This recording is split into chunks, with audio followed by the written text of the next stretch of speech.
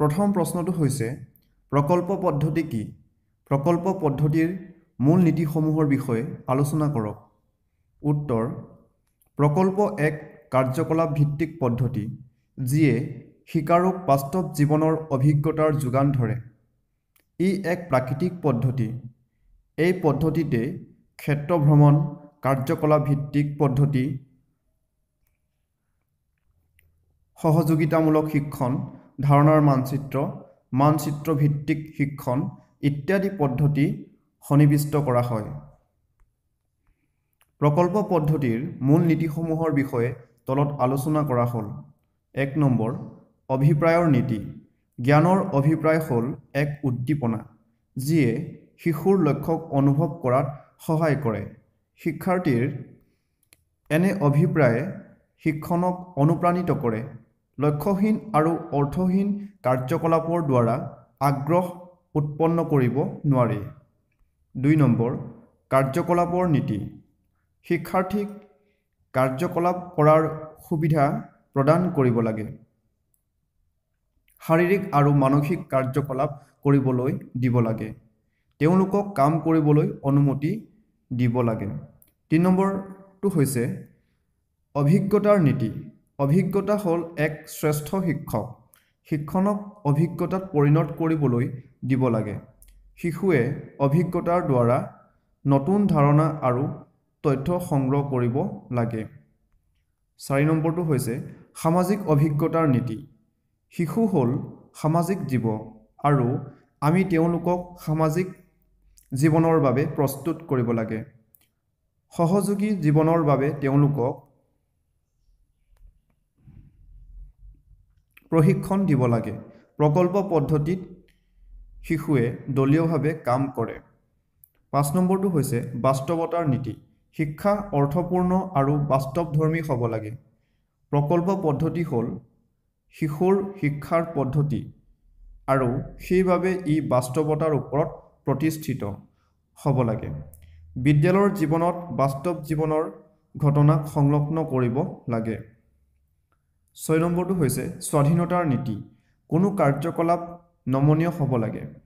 শিক্ষকে তেওঁলোকৰ মনোযোগ, প্ৰয়োজন আৰু দক্ষতাৰ ওপৰত ভিত্তি কৰি মুক্তভাৱে কাম কৰিবলৈ সুবিধা প্ৰদান কৰিব লাগে। ৭ নম্বৰ, উপযোগিতাৰ নীতি। জ্ঞানক ব্যৱহাৰিকভাৱে প্ৰয়োগ আৰু উপযোগী কৰি বিভিন্ন পদ্ধতিৰ বিকাশত ব্যৱহাৰ কৰাৰ ক্ষেত্ৰত তাৎপৰ্য আছে। ২ নম্বৰ প্ৰশ্নটোলৈ আহিছোঁ।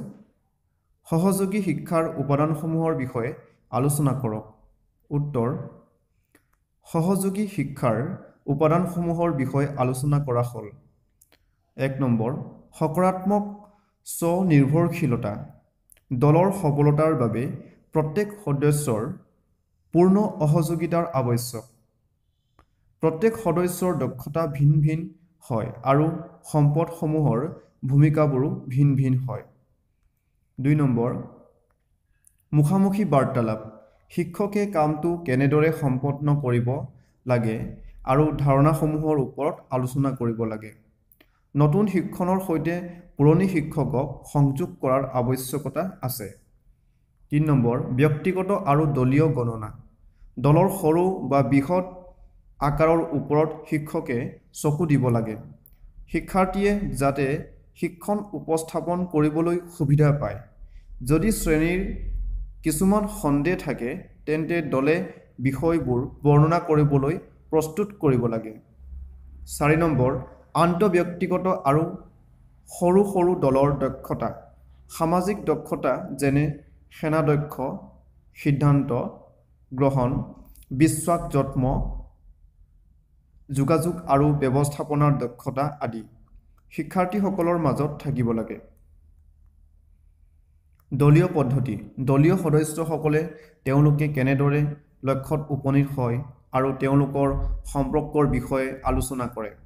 কোনো সদস্যৰ কামবোৰ ফলদায়ক হয়, কোনবোৰ হয় তাৰ বিষয়ে আলোচনা কৰে। এইবোৰৰ দ্বাৰা তেওঁলোকে কোনবোৰ দিশ সলনি কৰিব লাগিব সেই বিষয়ে অৱগত হয়। ৩ নম্বৰ প্ৰশ্নটোলৈ আহিছোঁ। সমস্যা সমাধান স্তৰসমূহৰ বিষয়ে বৰ্ণনা কৰক। উত্তৰ সমস্যা সমাধান স্তৰসমূহৰ বিষয়ে তলত আলোচনা কৰা হ'ল। স্তৰ 1 সমস্যা চিনাক্তকৰণ। প্ৰথমতে শিক্ষক আৰু শিক্ষাৰ্থীয়ে সমস্যাটো বিচাৰি উলিয়াব লাগে। তাৰ পিছত তেওঁলোকে সমস্যাটো বুজি পাব লাগিব। সমস্যাটোৰ সম্পৰ্ক শিক্ষাৰ্থীসকলৰ বাস্তৱ জীৱনৰ অৱস্থাৰ সৈতে থাকিব লাগে। স্তৰ 2 সমস্যা সমাধান পদ্ধতিৰ গঠন। সমস্যাটো বুজি পোৱাৰ পিছত শিক্ষাৰ্থীসকলে সমস্যা সমাধানৰ এক প্ৰক্ৰিয়া গঠন কৰি ল'ব লাগে। এবাৰ তেওঁলোকে সমাধানৰ পদ্ধতি বাছনি কৰাৰ পিছত তেওঁলোকে সেই কৌশলটো কিয় নিৰ্বাচন কৰিলে তাৰ ব্যাখ্যা কৰিব লাগে। এই পৰিকল্পনা আৰু ব্যাখ্যাই তেওঁলোকক সমস্যা সমাধানত সহায় কৰিব। ইয়াৰ অৰ্থ হ'ল তেওঁলোকে সমস্যা সমাধানৰ কৌশল শিক্ষণ লাভ কৰে। স্তৰ 3 পৰিকল্পনা সম্পন্ন। সমস্যা সমাধানৰ প্ৰক্ৰিয়া গঠন কৰাৰ পিছৰ পৰ্যায় হ'ল পদ্ধতিটো সম্পন্ন কৰা। ইয়াৰ বাবে শিক্ষাৰ্থীসকলে তথ্য সংগ্ৰহ আৰু বিশ্লেষণ কৰাৰ প্ৰয়োজন হ'ব। স্তৰ 4 সমাধান মূল্যায়ন। এইটো হ'ল শেষ পৰ্যায়। এই স্তৰত শিক্ষাৰ্থীসকলে সমাধানৰ লগত জড়িত থকা সকলো তথ্য আৰু প্ৰমাণৰ পৰীক্ষণ কৰিব লাগে। যেতিয়াই সম্ভৱ হয় শিক্ষাৰ্থীসকলক নতুন বা মিল থকা অৱস্থাত প্ৰয়োগ কৰিবলৈ উৎসাহিত কৰিব লাগে, যাতে তেওঁলোকক সমস্যাটোৰ শুদ্ধতা আৰু বৈধতা সম্পৰ্কে ধাৰণা প্ৰদান কৰিব পৰা যায়। সমস্যা সমাধানৰ পদ্ধতিৰ দ্বাৰা বিশ্লেষণাত্মক চিন্তা, সমালোচনামূলক চিন্তা, কাৰণৰ সৈতে সম্বন্ধ, পৰামৰ্শ প্ৰদানৰ দক্ষতাৰ বৃদ্ধি হয়। শিক্ষাৰ্থীসকলক এই পদ্ধতি প্ৰয়োগ কৰাত শিক্ষকে সহায় কৰিব লাগে। 5 নম্বৰ প্ৰশ্নটো হৈছে পুৰণি জ্ঞানৰ লগত নতুন জ্ঞানৰ সম্পৰ্কৰ বিষয়ে আলোচনা কৰক আৰু পুৰণি জ্ঞানক নতুন জ্ঞানৰ লগত সংযোগ কৰিব পৰাকৈ কেইটামান পৰামৰ্শ আগবঢ়াওক। উত্তৰ পুৰণি জ্ঞানক নতুন তথ্যৰ লগত সংযোগ কৰিব পৰা ক্ষমতা শিক্ষণৰ বাবে অতি গুৰুত্বপূৰ্ণ। শিকাৰুৱে তেওঁলোকক প্ৰদান কৰা সামগ্ৰী কাৰ্যকলাপৰ পৰা নতুন তথ্যৰ সম্পৰ্ক স্থাপন কৰিব পাৰে। কিছুমানৰ বাবে এইটো সম্ভৱ নহয় যেতিয়া বিষয়টো তেওঁলোকৰ সৈতে সম্পৰ্কিত নহয়। ইয়াৰ বাবে কিছুমান পুৰণি জ্ঞানৰ প্ৰয়োজন। উদাহৰণস্বৰূপে গণতান্ত্ৰিক বিষয়টো বুজিবলৈ গাঁও সভাৰ গল্পৰ সহায় লোৱা, যাতায়াতৰ বিষয়ে বুজাবলৈ ছবি বা ভিডিঅ'ৰ ব্যৱহাৰ কৰা। তলত দিয়া পৰামৰ্শসমূহে শিক্ষাৰ্থীক পুৰণি জ্ঞানৰ লগত সংযোগ কৰাত সহায় কৰিব। 1 নম্বৰ পাঠৰ সূচী সম্পৰ্কে আলোচনা কৰিব পাৰে, যাতে শিক্ষাৰ্থীৰ পুৰণি জ্ঞান সম্পৰ্কে সুনিশ্চিত হয়। 2 নম্বৰ শিক্ষাৰ্থীৰ প্ৰায় কিছুমান ভুল ধাৰণা থাকে, যাৰ ফলত তেওঁলোকৰ জ্ঞান সম্পূৰ্ণ নহয়। গতিকে তেওঁলোকৰ ভুল ধাৰণাসমূহ চিনাক্ত কৰি তাক দূৰ কৰিব লাগে। 3 নম্বৰ শিক্ষাৰ্থীক কিছুমান প্ৰস্তুতিৰ কাম কৰিবলৈ দিয়া উচিত। 4 নম্বৰ শিক্ষাৰ্থীয়ে যাতে আগৰ জ্ঞানৰ সৈতে নতুন জ্ঞানৰ সংযোগ কৰিব পাৰে তেনেধৰণৰ প্ৰশ্ন সুধিবলৈ সুবিধা প্ৰদান কৰিব লাগে। 5 নম্বৰ জ্ঞানৰ লগত আন্তঃসম্পৰ্ক থাকিব লাগে। 6 নম্বৰ সামাজিক সমস্যা সম্পৰ্কীয় সংলাপ, তৰ্ক, বিবাদ আৰু প্ৰশ্নক উৎসাহিত কৰিব লাগে।